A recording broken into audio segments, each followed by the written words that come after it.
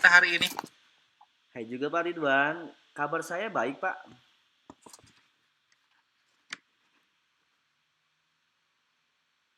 Hari ini saya mau bahas permasalahan murid saya Pak di sekolah. Terkait apa itu, Pak? Ini Pak, sering sekali murid saya terlambat datang ke sekolah Pak. Tidak hanya itu, ada juga anak-anak yang bolos. Padahal dari rumahnya sudah berangkat Pak. Ini kan merugikan mereka ya. Oh gitu, waduh, pasti kita merasa kesal ya Pak kalau begitu banyak siswa yang terlambat dan bolos. Betul Pak, saya terkadang kesal Pak pada mereka. Apalagi anak-anak itu terus lagi yang datangnya kesiangan dan bolos gitu kan. Itu kan merugikan mereka sebenarnya. Iya sih Pak, berarti kalau begitu kita harus coba cari solusinya Pak.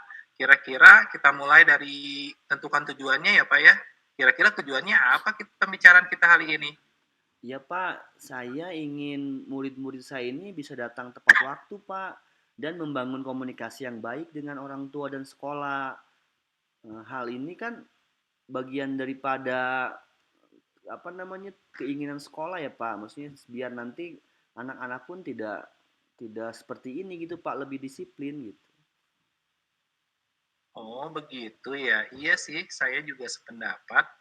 Terus menurut Pak Fadil terkait kedisiplinan siswa Bapak di sekolah, kalau bisa kasih skala 1 sampai 10, kira-kira ada di posisi berapa Pak ya? Kalau saya skala ini di posisi 5 Pak, karena di balik murid-murid saya yang terlambat, masih ada juga Pak murid-murid yang rajin Pak. Padahal rumah mereka tuh jauh Pak, tapi mereka bisa berangkat lebih awal dan datang tidak terlambat Pak. Oh begitu, ada siswa yang rumahnya jauh tapi tidak terlambat ya? Hmm, kira-kira kenapa bisa begitu ya Pak ya? Iya Pak, karena itu keterlibatan orang tuanya Pak. Orang tuanya bangunin mereka lebih awal Pak. Mungkin mereka sadar rumahnya jauh ya Pak ya. Nah, kenapa anak-anak yang terlambat dan bolos tidak bisa seperti itu ya Pak ya? Oh iya Pak, benar juga Pak ya. Kenapa kita tidak melibatkan orang tua untuk membentuk dan mengawasi terkait dengan kehadiran siswa di sekolah? Iya, betul Pak. Kita harus melibatkan orang tua. Terus, bagaimana cara Bapak untuk memulai hal ini? Kira-kira rencana aksi Bapak ke depan bagaimana? Saya coba untuk memanfaatkan teknologi Pak dalam membantu pengawasan kehadiran murid-murid di sekolah oleh orang tua Pak. Oh, memanfaatkan teknologi ya. Bagus sih, tapi seperti apa konsepnya Pak kira-kira? Ya Pak, saya akan berlakukan absen menggunakan mesin pinjer lah Pak. Jadi nanti anak-anak akan absen menggunakan fingerprint Pak, menggunakan sidik jari mereka.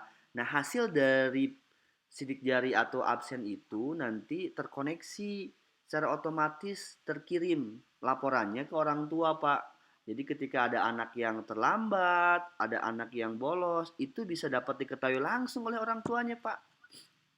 Oh, begitu. Jadi, setiap siswa melakukan absen menggunakan fingerprint. Iya. Terus, untuk mengukur tingkat keberhasilannya bagaimana itu kira-kira Pak Fadil? Iya Pak, tentu dengan memanfaatkan grafik Pak di aplikasi itu kan nanti kelihatan Pak per harinya Pak kehadiran siswa dari mulai hari Senin sampai hari Jumat per minggu per bulan gitu Pak ya. Grafik kehadirannya itu akan terpantau langsung Pak. Jadi anak-anak yang kesiangan, anak-anak yang sering bolos itu ketahuan langsung nanti di sana gitu Pak. Dan penanganannya lebih cepat Pak dan langsung disampaikan ke orang tua. Ini akan menjadi bagian dari program saya ke depan. Oh, begitu. Berarti cukup efektif juga ya kalau begitu. Tapi kira-kira kalau menurut Pak Fadil ada hambatan nggak untuk kegiatan ini? Misal gitu ya, gimana orang tua yang tidak punya handphone? Iya Pak, bener juga ya. Saya sih udah memikirkan hal ini Pak. Saya coba untuk nanti menawarkan ke orang tua, mencari solusi juga bersama.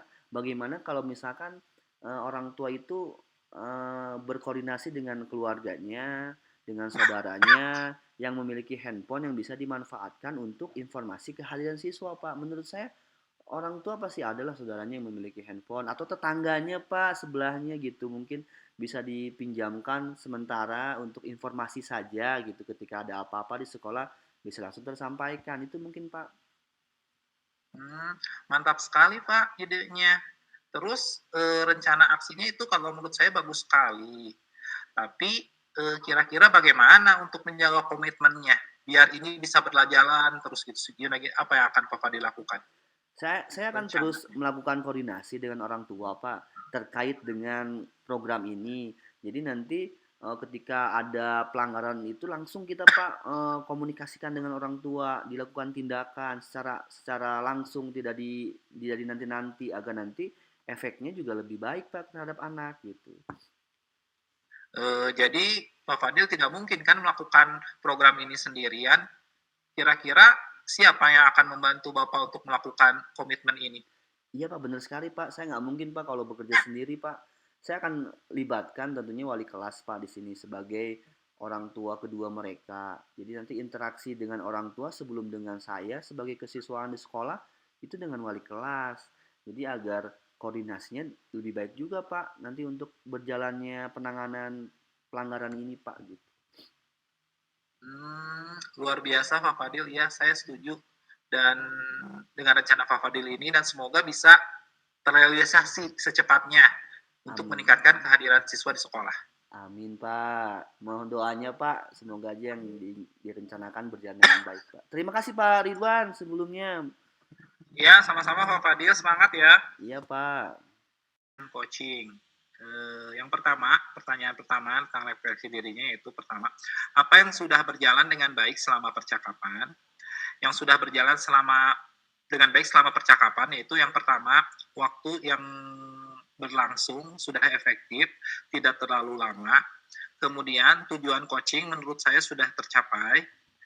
Eh, Coach sudah mengajukan pertanyaan-pertanyaan secara terbuka.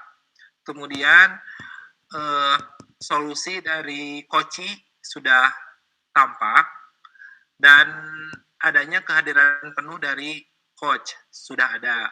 Kemudian coach juga sudah berusaha menjadi pendengar yang aktif. Selain itu ada juga hal yang saya ingat itu yaitu coach tidak melakukan judgement atau asumsi terhadap coaching. Yang kedua, pertanyaan yang kedua adalah apa yang masih perlu diperbaiki atau ditingkatkan? Yang perlu diperbaiki atau ditingkatkan yaitu kemampuan menyimpulkan atau mengambil inti permasalahan, kemudian kemampuan untuk menyempitkan permasalahan, dan yang ketiga adalah kemampuan untuk menyusun pertanyaan-pertanyaan yang berbobot. Pertanyaan yang ketiga, apa yang Bapak Ibu lakukan untuk tetap dalam kondisi presence atau kehadiran penuh sebelum dan sesaat melakukan coaching? Agar tetap present atau kehadiran penuh, maka saya harus fokus dan menimbulkan perasaan ingin membantu dengan ikhlas rekan saya gitu. Dan menganggap bahwa permasalahan yang dihadapi oleh teman saya itu memang hal yang penting untuk dipecahkan seperti itu. Jadi tidak menyepelekan. Yang terakhir pertanyaannya adalah apa yang akan Bapak Ibu lakukan untuk memperbaiki atau meningkatkannya? Yang perlu diperbaiki adalah sering berlatih atau mempraktekkan praktek coaching ini kepada murid atau rekan sejawat. Kalau dengan sering berlatih, insya Allah akan terbiasa gitu. Jadi bisa karena biasa seperti itu. Dan untuk pertanyaan sebagai coaching, umpan balik sebagai coaching, pertanyaannya adalah apa yang Anda rasakan saat di coaching?